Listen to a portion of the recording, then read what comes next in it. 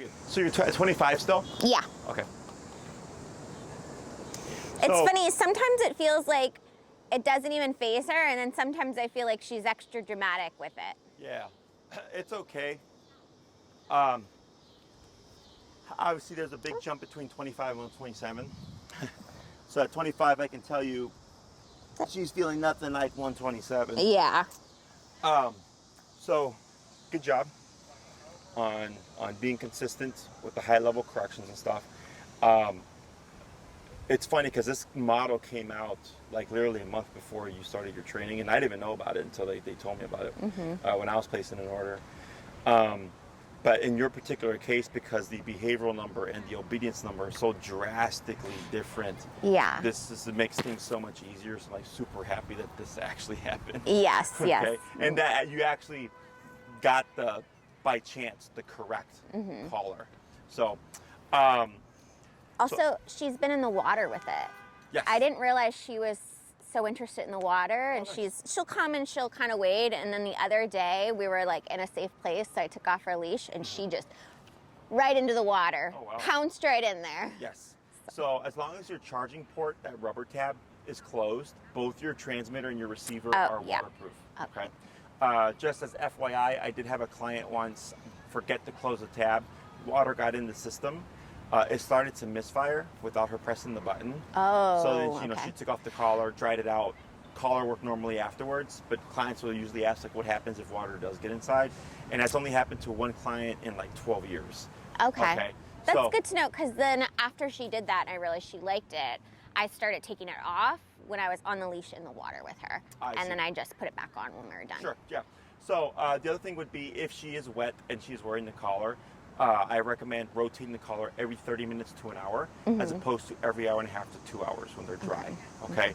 Because with the moisture and the body heat, the heat from the environment, and just the collar being there, sometimes they can develop not pressure sores but hot spots. She's got some hot spots right Yeah. now, so I've been On trying the to neck or on the neck. Yeah, yeah.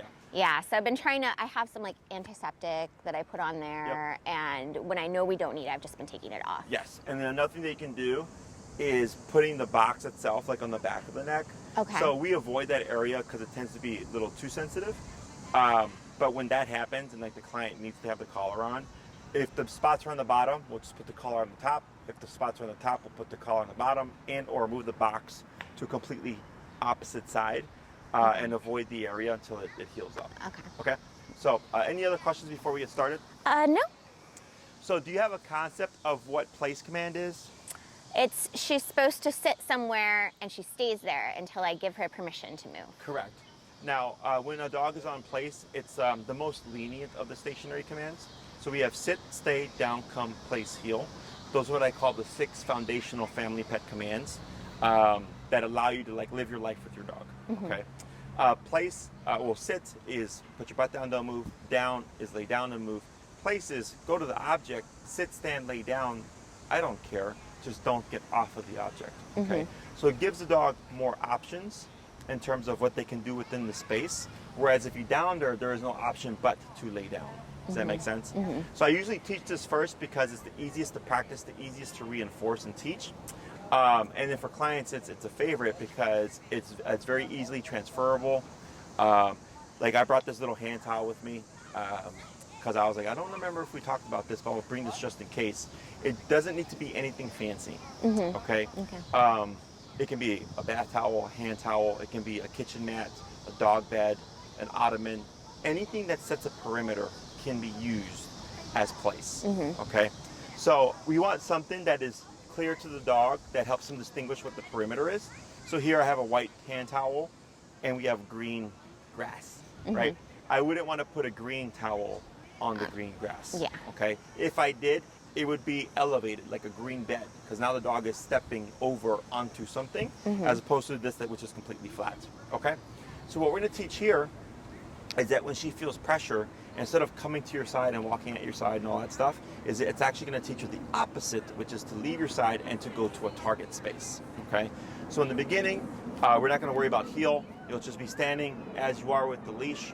We'll start tapping. I'm going to dip it down. I'm going to go to 18. We're gonna start tapping. After the second or third tap, if she doesn't do anything, we'll keep tapping, and then you're gonna use your leash to give her pressure to go to the object. Okay.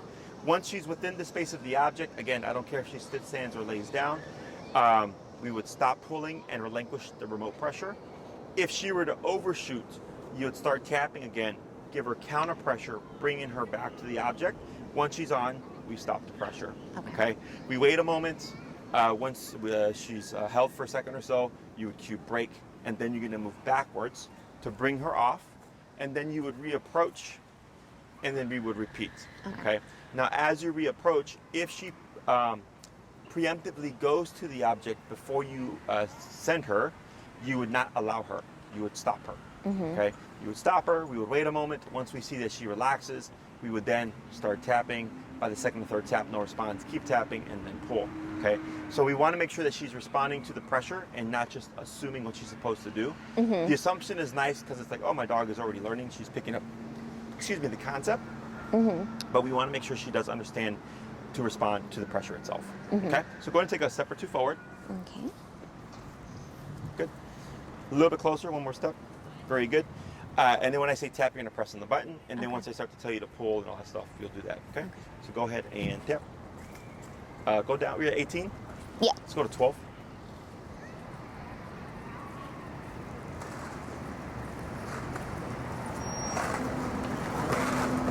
It's a very busy dog day today. Yeah. Tap, tap, tap. Now tap and pull towards the towel. Tap. Yep. Tap. Tap. A little bit more of a pull. Pull, pull, pull. Oh. Pull, pull. Stop the tapping, just pull. Pull, pull, pull, pull, pull, pull, pull, pull. A little more. Wait a moment. Relax. Try it again. Good. Right there, not praise. Good girl. Good Good. girl. Go ahead and say break, move backwards. Break. We're gonna try that again.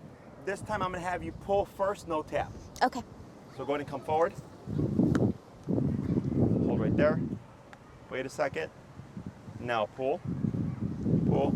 Right there. Wait a second. Now praise. Good girl. Good Georgia. That's We're a gonna do good that girl. 3 more times. Okay.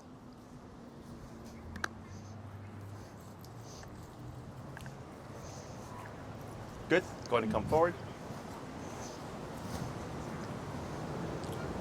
That's fine. Go ahead and give a light pull. There she goes. Wait a moment. Good. Praise. Good girl. Good girl. Good. That's a good girl. Go ahead and release. Break. Break. Backwards. 2 more.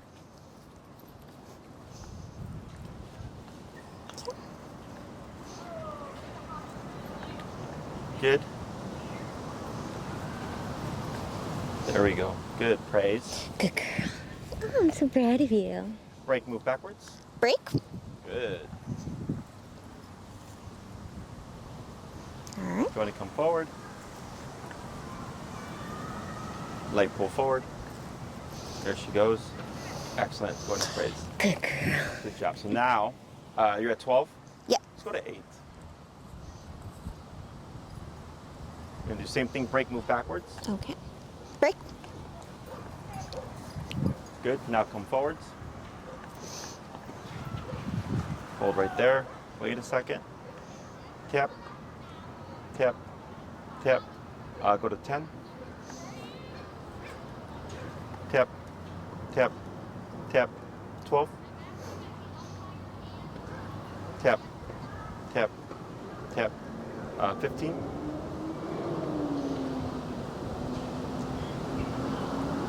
Tap. There we go. Tap. Light pull forward. Tap. Hold right there.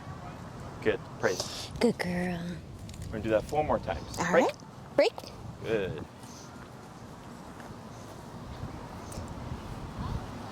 All Going right. to come forward. And tap. Tap. Tap. Light pull forward. There we go. Good. Hold right there. Praise. Good job. Good job. So proud of you. Break. Break. Good. 3 more.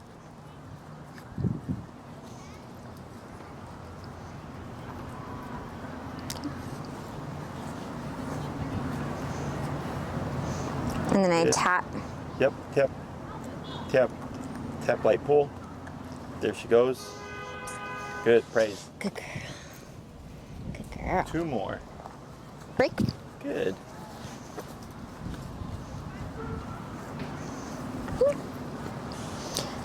Go right here. Tap. Tap. Tap. Tap, light, pull. There she goes. Good. Praise. Good girl. Last one. Break. No.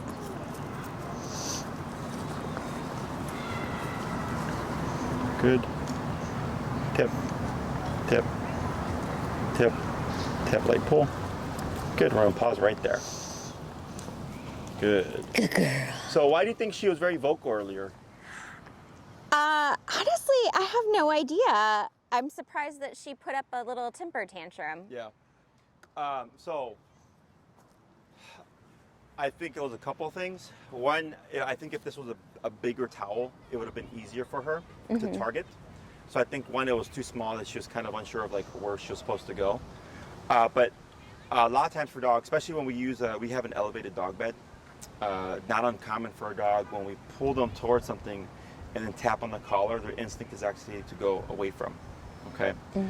So here, I think it was either one of those two things, and because there was negative pressure being applied both from the prong and the remote, it became too much. So that's why I said we'll stop the tapping, we'll do just purely prong, and then after we got a few reps in, because right away she went there with the prong collar, no problem, right? It was really the pressure on top of the prong that was causing things to escalate. Okay, so to give her some familiarity, I said, well, we're going to take away one of those one of the sources of pressure, remote. Do the prong first. Okay, great. Now that we got a few reps in, now we're going to add in the remote, and then we went lower, right? We went down to 8, I think. Yeah. Yeah. So I went down even lower, just in case to see if maybe it was just too high of a level. Okay, but then we worked our way up, and now we're at 15, and 15 with the prong is now no longer overwhelming. Okay, so regardless of what the actual reason was, the main thing is figuring out like, okay, well, how do we get the dog to relax and be able to teach with the exercises, right? So one of the first things I always think about is just taking away one of the sources of pressure, because since we have two, when they stack on each other, they obviously add to a bigger thing, right? When you were doing the 127 or the high level correction for the reactivity stuff, we really wasn't using the prong collar. It was really just there just in case if we needed more leverage, but it was that was doing all the work for you. But had we paired the prong and the remote together kind of like this, most likely it'd be too much. Does that make sense? So here, when you do this at home, I highly doubt that she would be as sensitive. Yeah. We also want to think maybe the environment too. Like she's doing really well. Like this is great. Like she's much more relaxed. She's clearly alert, but she's not like before. Like she was super vigilant, like watching every little thing. Yeah. We're enjoying our time together a lot more on walks now, and I'll like take her and I'll have her just sit next to me. Like we'll go to the lake or something, and it's been great. Excellent. Like it's just such a relief to have her a lot more calm. And even now when I was approaching, I saw you just like in the thick of it, like right there. Like before, when you would sit over there, technically still busy, but like this spot is like almost always like the busiest, right? So it's also possible just with the environment that, and also teaching something new, unfamiliar to her, frustration, all those things. So if you're ever working with her and teaching her something new with the collar, general rule of thumb is always to reset and we go down lower. Okay. Then as she starts to get acclimated to the exercise, the number may end up going up higher to keep her there. Okay. So with place, it means two things. Go to the destination, go to the object, and then stay on the object or stay within the perimeters of the object. Okay. Now, if she had a bigger, like for instance, towel here, technically speaking, she could stand up, walk over to another side of the towel and sit down. I wouldn't care because it's still within the perimeter of. Does that make sense?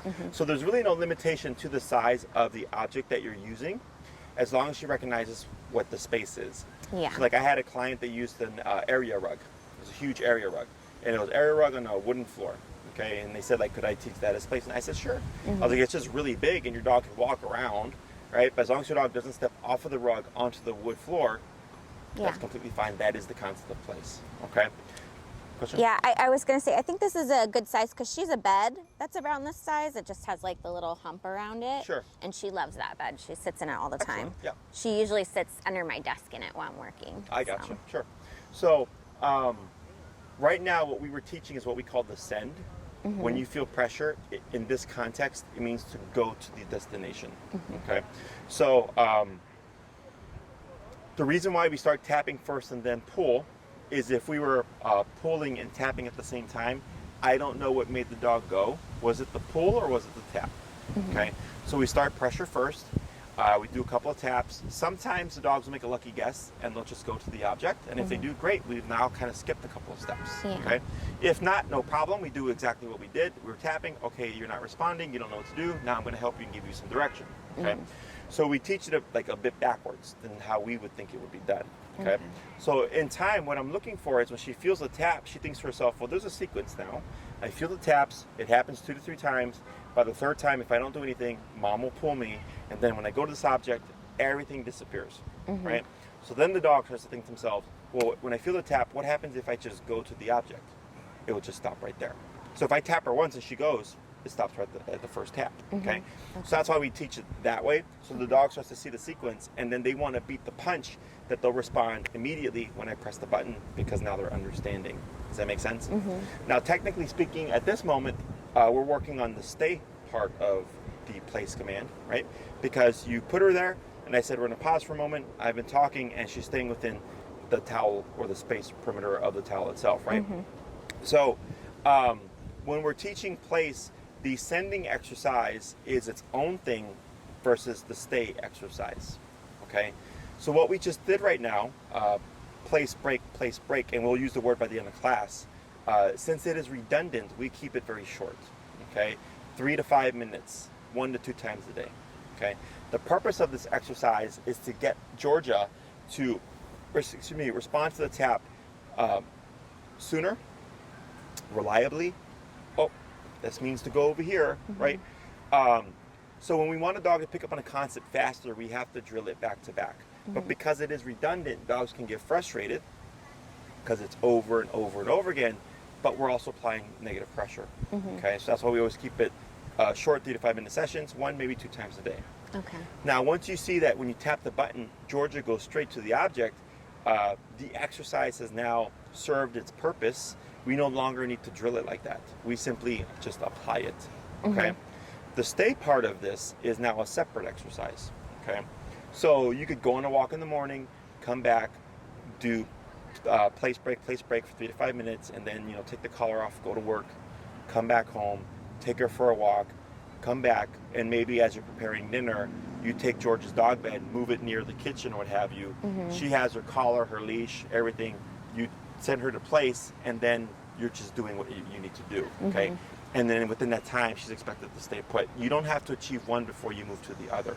That you can work on them simultaneously, so to speak, but they're just 2 different exercises. Okay. So what I suggest in the beginning is when we're teaching the stay, you do not have to do 5 minutes for a week and then 10 minutes the next week and then 15 minutes the next week, like gradually increasing the time. You literally pick and choose how long you want her to stay on place for, depending on what you're going to do. Yeah, I think I'd love to work her up to a point where she stays in place for while we eat dinner. Sure.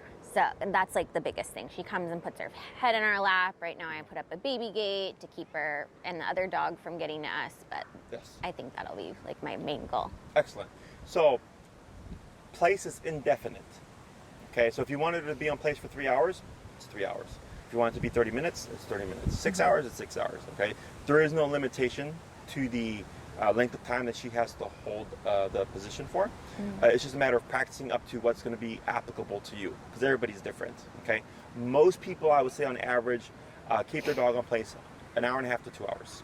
Okay, if they go to a restaurant, eating dinner, guests coming over, stuff like that. So then what I always suggest is think to yourself, where would I apply this, right? Eating dinner is one. Maybe when guests come over, right? And then think to yourself, okay, how long is this usually for? Okay, so if the answer is the longest it would be is 3 hours, then within the home you'd want to start practicing at least once a week 3-hour intervals. Okay. Okay, so the way we go about doing that, like you said, you work from home sometimes, right? I work from home every Day. time. Great. Right? It's like, let's say in the morning, once you clock in at 9 or whatever, from 9 to 12, she's in place by your desk as you're working, right? You could do that. Let's say after work, you're going to watch TV for a bit. Maybe you're going to watch a marathon or something, and you decide you want to keep her there for 2 hours. You would do that. Okay. So in the beginning, we always start with the dog in our kind of immediately next to us. So if I'm sitting on the couch watching TV, I move the dog bed here, put the equipment on, I place the dog, and I can step on the leash and or have the leash available for me to grab if needed, and then I watch TV. 30 minutes goes by, the dog gets bored, they try to get up, I don't say anything, I tap on the collar. Ideally, they would self-correct and go back. I continue to watch TV. Let's say it's early on, they don't understand, I keep tapping, light pressure back, I don't repeat any commands, they go back, I go back to watching TV. Okay?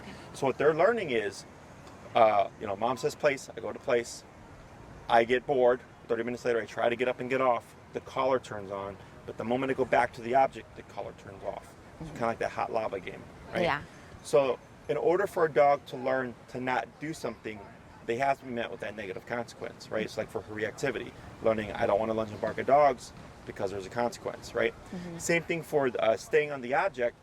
With positive reinforcement training, it's rewarding the dog as they're staying on the object, right? So like if you're watching TV and doing positive, it's like you're every 30 seconds, you're rewarding the dog, and eventually you increase that time, right? With positive punishment training, it's okay, I send you to the object, I'm right here next to you, 10 minutes goes by, the dog goes, I'm going to get off, the consequence comes in, the dog goes, maybe not, okay? So that's what's teaching her, when I send you here, you do not want to get off because there will be a consequence, right? Now, if we're operating at the correct number, you will find, like let's say you're at 15 in the home, and at 15, she breaks every 20 minutes. Okay, and you kind of figure this pattern, like, man, every 20 minutes she gets up when I tap her at 15. I go, then you want to raise the number. So maybe I go to 20. And at 20, she gets up every 30 minutes. So now 20 is buying me 30 minutes. Then I go to 35. 35 buys me 45 minutes, right? As I increase the level of the intensity, the dog starts to stay in the space for longer and longer, right? And I'm looking for indefinite. So maybe I hit 50, and then I notice, man, ever since I hit 50, once I send the dog to place, they don't even gamble trying to get up. Then 50 would technically be the working number in that setting. Does that make sense? Yeah. So it's the same theory as you did outside with the healing stuff and the reactivity. We started low, gradually working our way up until we started to find, like, oh, at this number, she's less and less reactive. So that must be working. Does that make sense? So same thing here with the staying in place. You're going to find at the lower levels, every so often she's going to break position, and then you gradually increase it until you find the number that's, oh, wow, ever since I've hit 50, she's stayed put and has not moved for 2 hours. Okay? Does that make sense? Questions on any of that? No, makes total sense. So typically what people think is when we apply positive punishment to stuff like this, is they'll think, oh, like my dog already knows place from positive training, whatever. I'm going to send my dog to place, and if they get off, I'm going to punish them with the collar to teach them you don't want to do that, which theoretically is kind of what we're doing. But the issue is if you don't teach a dog how to perform an action or behavior with the remote, they won't know how to fix the problem. So that's why we're tapping and then leading her there, and she's learning, when I feel this, if I step on this object, it disappears. So now in this context, this sensation means go to the towel. Does that make sense? As opposed to luring her with food, doing that a bunch of times over the course of time, and then one day going, okay, now I'm going to send you there, and if you try to get off, I will punish you, because it'll actually freak the dog out, because they're like, what the hell, why did that happen? Because the dog has not been taught how to respond to it. Does that make sense? So anything that we do, sit, down, place, stay, heel, come, all that stuff is taught from the bottom up using pressure, so that when we do need to use the collar to reinforce, the dog goes, oh yeah, this is what I'm supposed to be doing. Okay? Now, here, dogs see things in pictures. So like when you're out on the walk with her, obviously the world looks very specific to her. You're on a sidewalk, she's at your side, right? You're to her right of her, what have you. When you're in the home and she sees the dog bed and you tap her and you've already conditioned that, she's not thinking to herself, oh, maybe I'm supposed to heel. She's going to think, oh, when I feel this, it always means to go to the dog bed because we've never done heel in the house. Make sense? Yeah. So because people always ask, like, how does the dog learn, like, how to respond? And I go, Yeah. because the way life looks in the moment helps them decipher what they're supposed to do next. Okay? Question on any of that? So with place, you can have more than one object be placed. You can have her dog bed, like for instance, in the living room. There could be a dog bed in the bedroom. And if you said place in the bedroom, she'd go to the one in the bedroom. She would not go to the one in the living room because she's going by the context. Okay? You can have one object that you move from room to room as you use it, and then she just learns to recognize that one object. You can have more than one object in a space, like in a room, but I would want to differentiate them somehow, either by some kind of verbal cue and or visual cue. So it could be place, bed, mat, to help the dog distinguish which object you're supposed to go to, and or some kind of visual direction to teach them that's where you want to go. Okay. In terms of the distance of which you would send her to place, most people are within a leash length distance. So with you, probably 4 to 6 feet. Okay. Every now and then I get a client that wants like a rock star, superstar dog and wants to send their dog from like anywhere within the home to a specific object, right? So like let's say her dog bed is next to the couch and you want to send her from the kitchen. You would start at a close distance and then gradually increase the distance of which you're sending her until you're able to hit the kitchen. Does that make sense? Yeah. So we wouldn't just go like, okay, I'm going to teach you from the kitchen and try to do it from there. You would just slowly work your way back. And if you start to find, oh, at this distance she really struggles, then I would go back to practicing at this distance, and then the next day try to go from here to here and gradually increase it that way. Okay? Questions on any of that? Another thing that you could do, and I would actually in your case recommend it, is pair food with this exercise. Okay?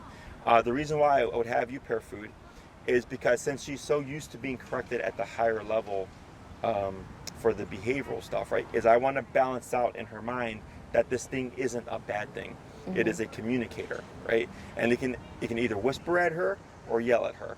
Okay? So in the home when you're doing your place break exercise, very simple, you're tapping lightly, pull, she goes, wait a moment, she goes, yes, good girl, and then instead of petting her, you would actually just give her like a piece of cheese or a reward. Okay? And then you wait a moment, break, release, move away, and repeat.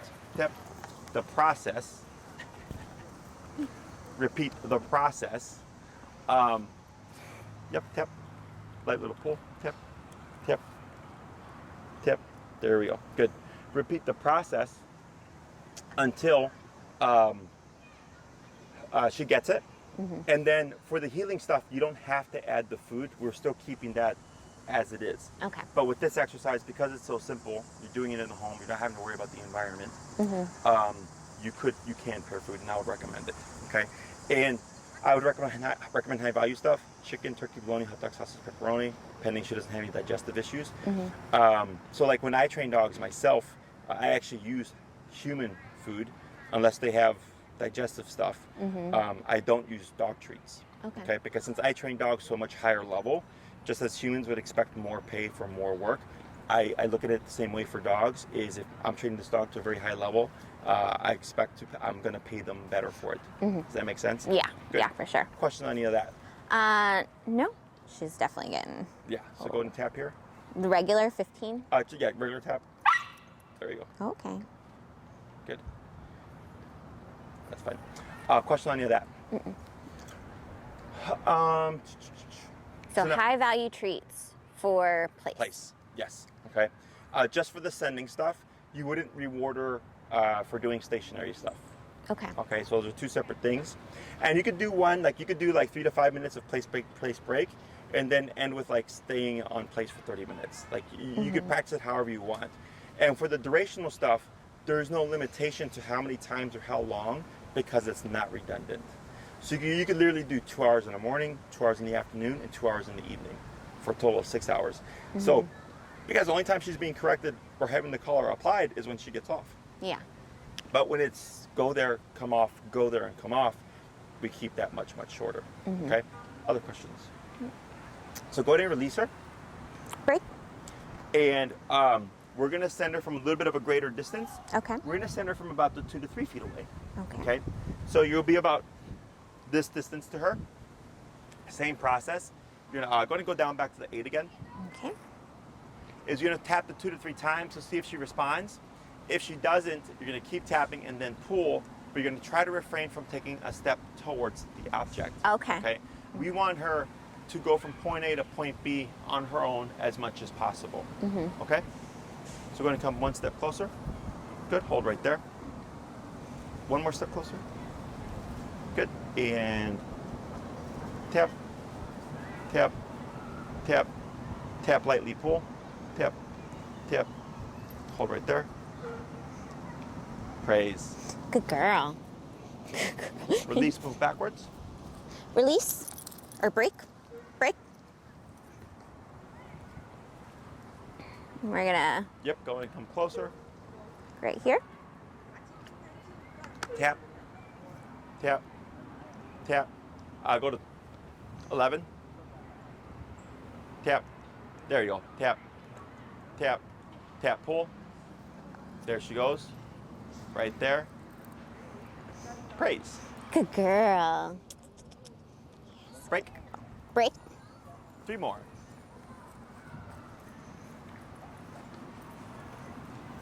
This is good. Tap, tap, tap, tap, pull. There she goes. Praise. Good girl. 2 more. Break.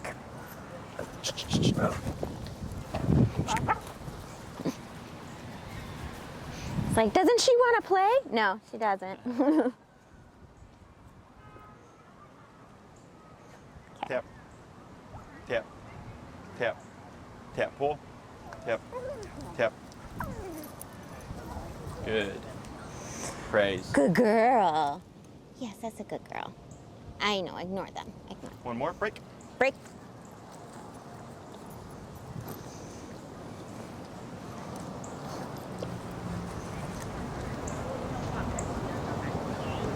Tap, tap, tap, tap, pull.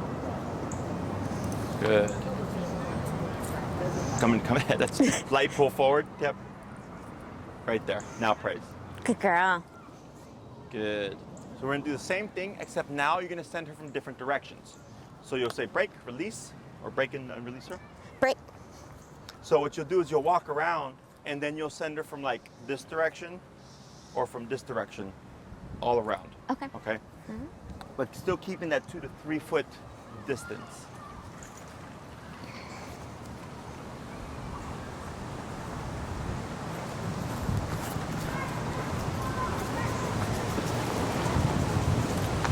Tap, tap, pull, tap. There she goes. Good. That's fine. Good for now. girl. Praise. Good girl. I know, ignore them.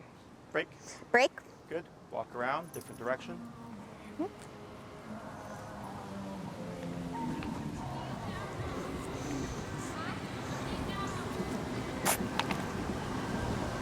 Tap. Go ahead and bump it. Let's go. Where are you at now? 11. 15.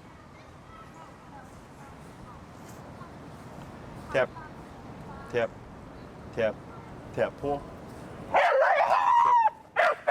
Yep.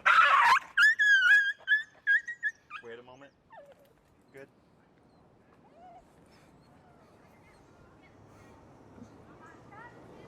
Now, regular button. Go ahead and dip it down. Go to 8 again.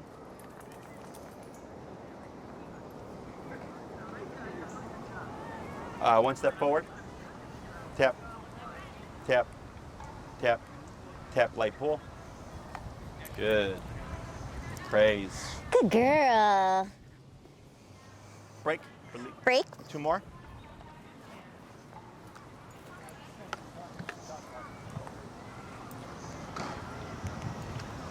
Tap. Tap. Tap. Pull.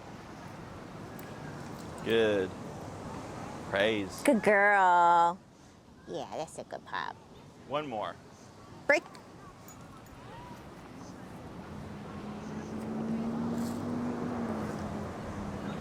Tap.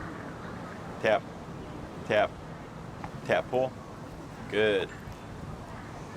Come in, praise. Good girl. Oh, Good. yes. That's good.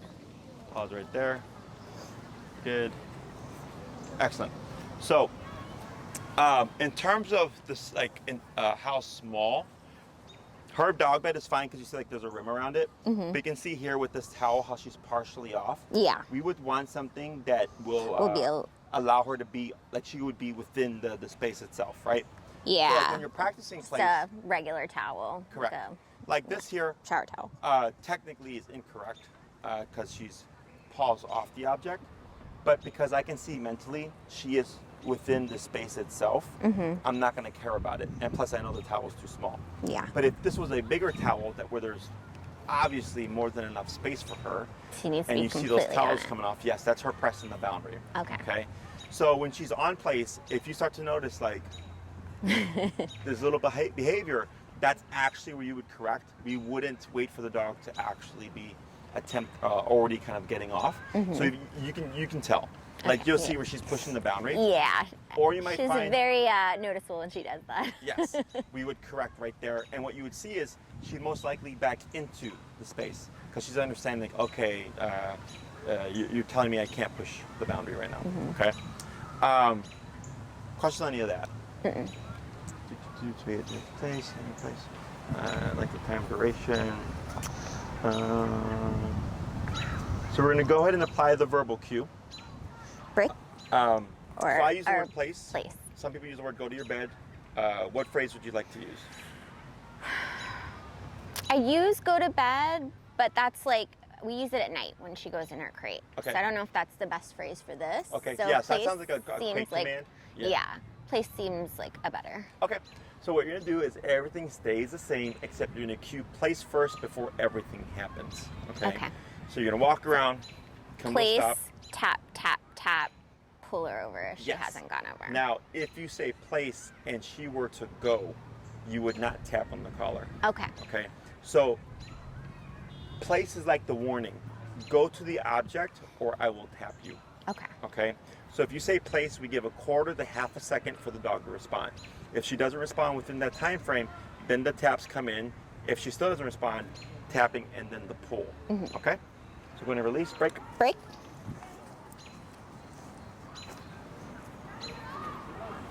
And this is where I would say the command and then Yeah. So go to cue place. place. Tap, tap, tap, tap, light pull. Tap, tap. There she goes. Praise. Good job. Good job. Good girl. We're back at 8 again, right? Yes. Let's go to 12. Break. Break. Good. 4 more.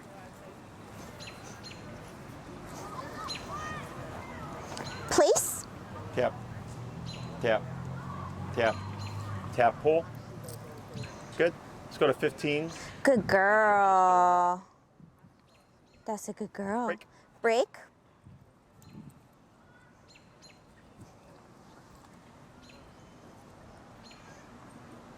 Place. Tap, tap, tap, tap, pull. Good. Praise. Good girl. Yes, that's sweet, sweet girl. Break. Break.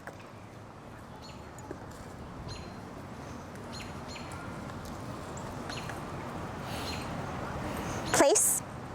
Tap, tap, tap, tap, pull. Good. Praise. Good girl. I'm so proud of you. Break. Break. Good. 1 more. Place. Tap, tap, tap, tap, pull. There she goes. Very good. We're gonna pause right there. Good Okay. girl. So here you can see how she's needing that leash pull still, right? So it can be a couple of things. One, it's more practice, more repetitions. Now that we have the word of place, when you do practice at home, you would be using the word place. Yeah. Okay.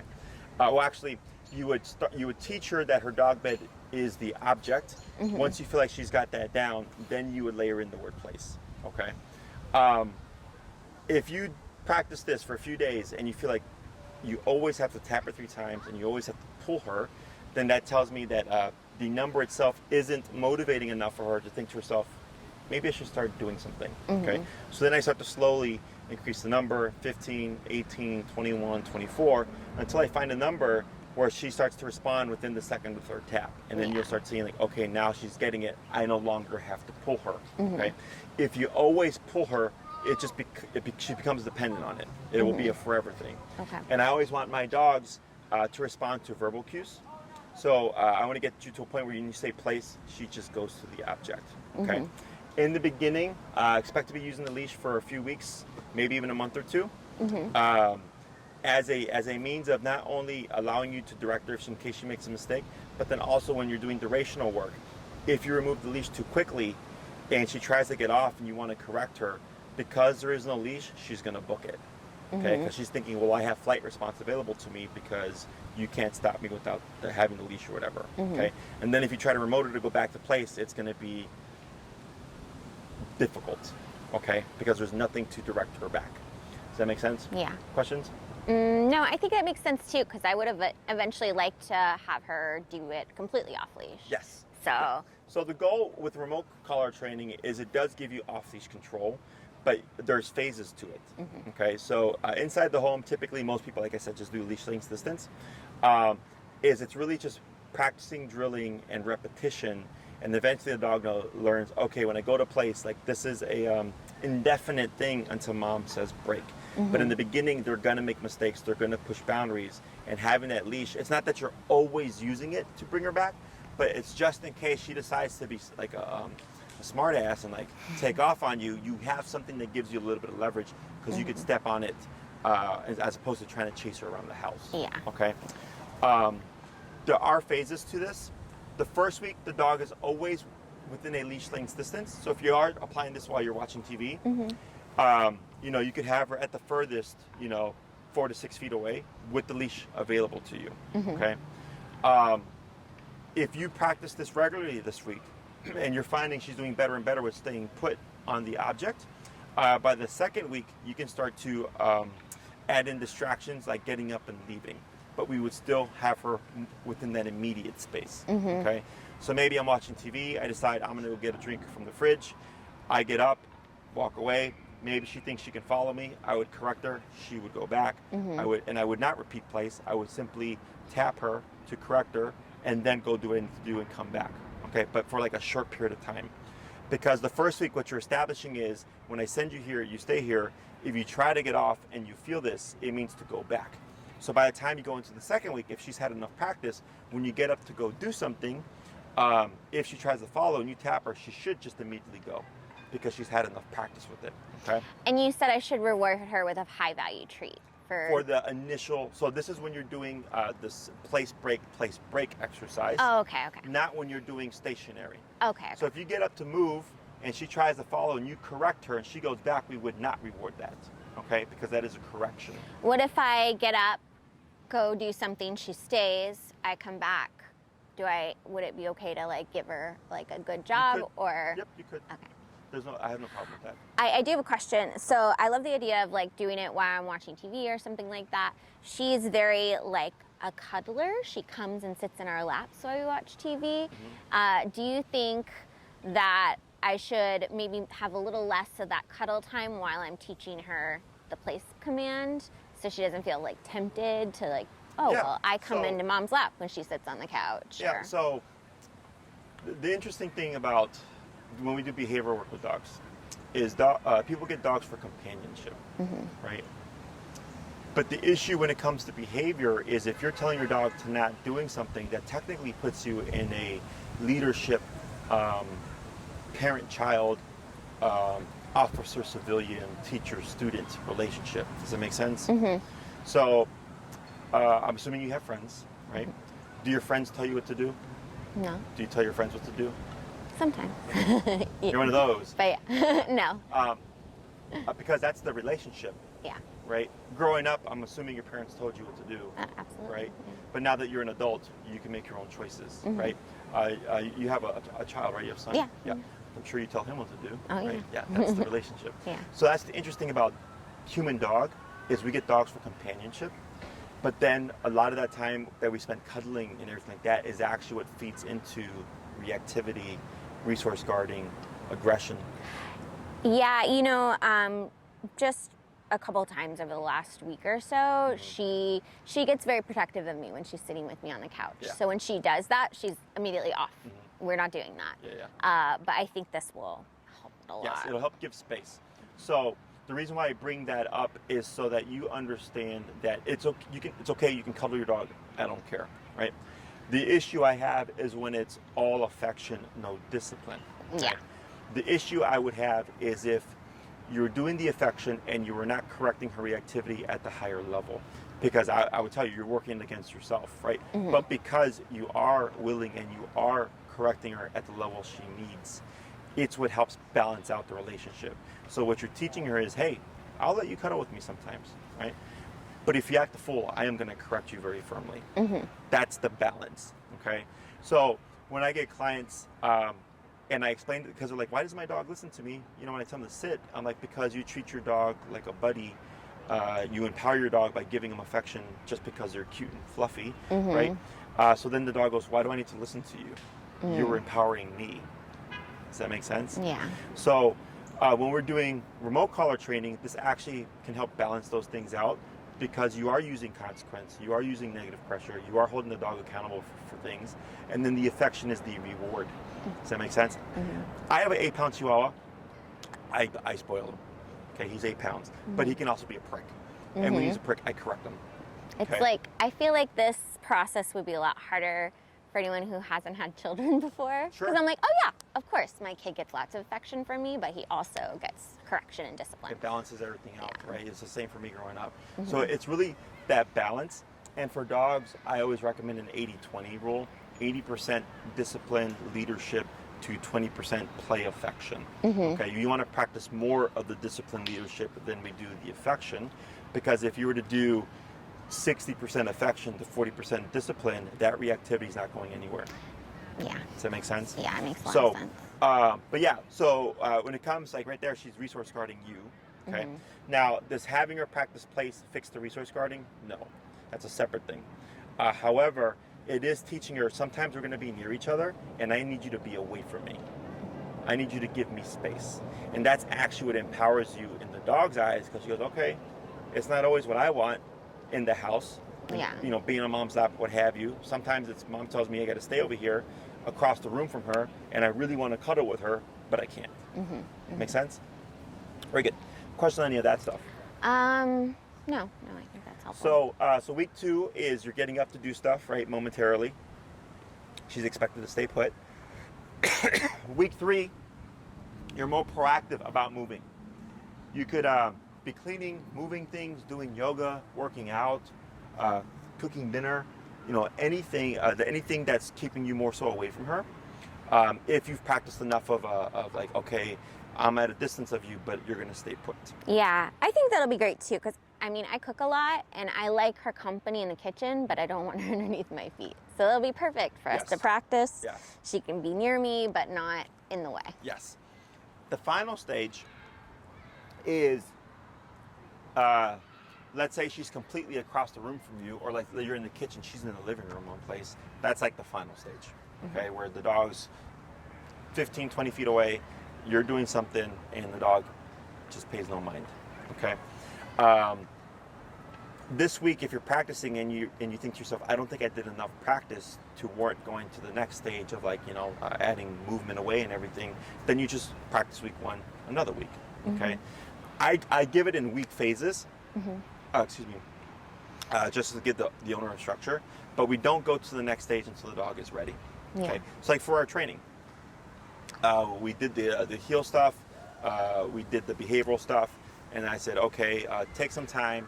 We want to make sure that we're making progress with what we're doing with the reactivity, because it makes no sense to move to the next obedience step if the dog still won't stop blowing up at things. Okay, so we don't go to the next step until we feel like we've done enough work to warrant it. Okay, there's no rush. If it takes you 2 months to get her to that stage, it's perfectly fine. Okay, question on any of that? No. When she is on place, you know, like your son could come and like give affection, all that stuff. You could come and give affection. You can even give her a bone, you know. She just still has to hold afterwards. Okay, so that's later on a great distraction. It's like, oh my God, good girl, right? And you walk away, she's like, oh, am I done? You're like, nope, correction. Yeah. Right? Just because I came and acknowledged you and gave you affection does not mean the job is done. Break means the job is done. Okay? Questions on any of that? If you would like to apply this in more distracting environments, like for instance a restaurant, okay? I would eventually like to get her to that place. On average, usually dinner would have you hour and a half to 2 hours at a restaurant, right? Is what I suggest is in the home you practice 2 to 3 hours. Okay. You're going just above the length of time you would practice at a restaurant because you're trying to make it more difficult by extending the time frame of which she needs to stay put, so that by the time you get to the restaurant, it's like kind of compensating for the fact that you don't have all this going on. Does that make sense? What I would also suggest, once you feel like you're ready to go to a restaurant, and that's why, so some clients will keep like a towel in their car.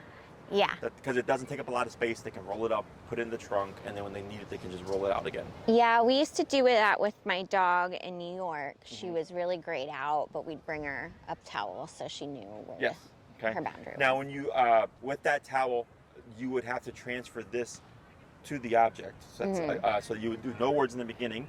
Once you feel like she's got it down and she's familiar with that towel, then you would start adding in the workplace. It's going to just take you a few minutes. Anytime, like let's say you replace your dog bed with a new dog bed that looks different, maybe it's from a circle to a square, you would have to reteach. Okay. So the dog knows the concept, they're just having to transfer it to another object. Make sense? And eventually, like if I'm retraining her on different objects, I would add in like place mat or something like that, If you where wanted to. that way she knows what I'm expecting her to place on because I've already taught her those items. If they're within the same space, yes, I would recommend that because Yeah. she has to differentiate between that one to that one to that one. But if, like, let's say the dog bed in the bedroom looks different than the dog bed in the living room, they could still both be placed because they're in separate spaces. Does that make sense? Yeah. Because she's going by I'm in the living room, so place means go to this bed. Okay. I'm in the living room, so place means go to this bed. I'm at a restaurant, place means goes to this towel. Okay. Okay. Yeah, that's So, helpful. but you can also say towel, mat, or bed. Completely up to you. Okay.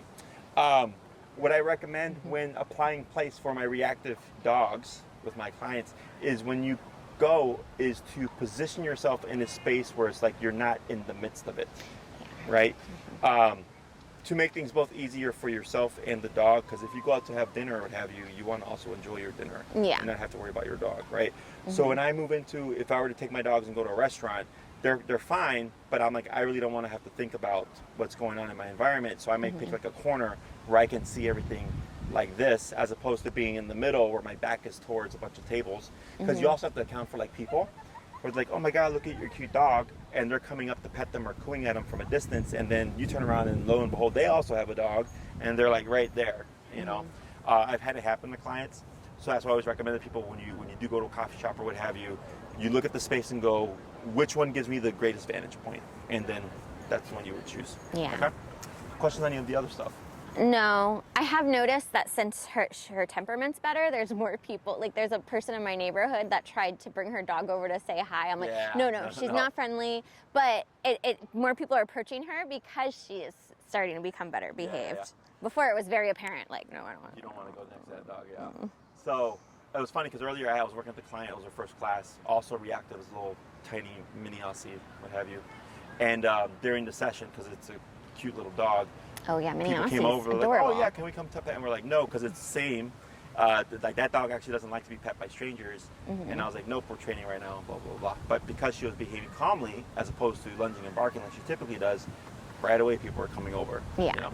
So one thing that you could do is there's like these little things that you clip on your leash that say like, do not pet. I have a training one, and I have a bandana that says "nervous dog, give space" or something like that. Perfect.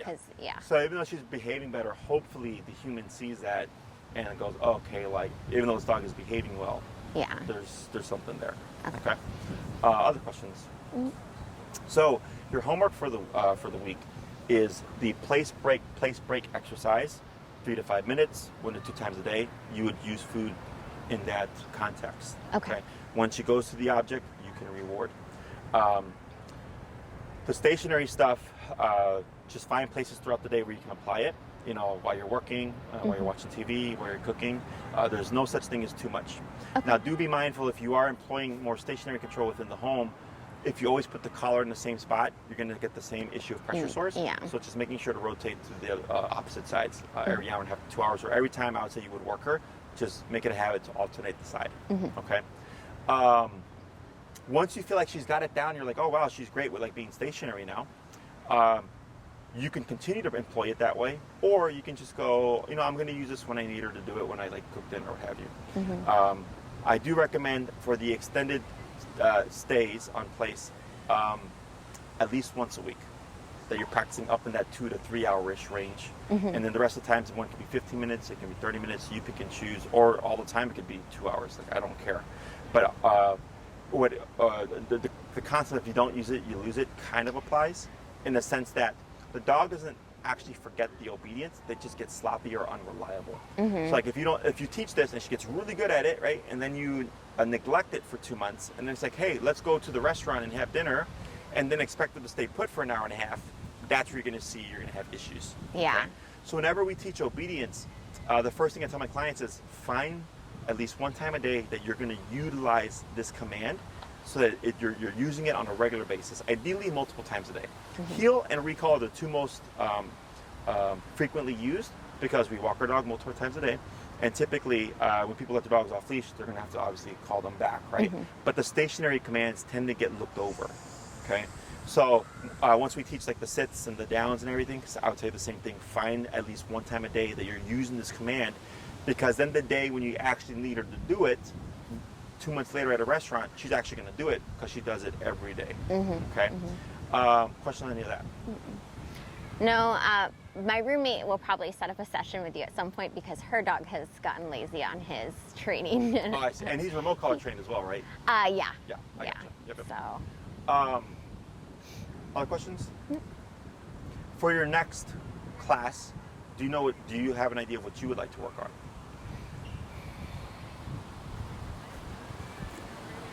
I don't have an idea yet.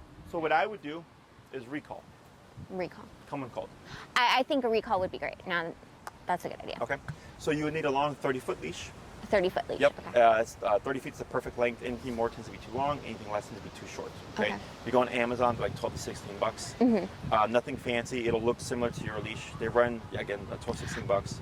We have one too. I don't know if it's 30 feet, but since my roommate's dog likes to go in the water, she has a long leash for the water. Sure. So I'll check the length on that one. Yep. If I'll make sure to get 31. But Excellent. yeah, she just picked one off Amazon. And Yep, same thing, yep.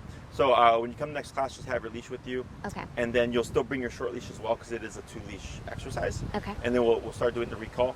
And then from there, and we'll keep tabs on the behavioral stuff. Everything's looking to be progressing as it should.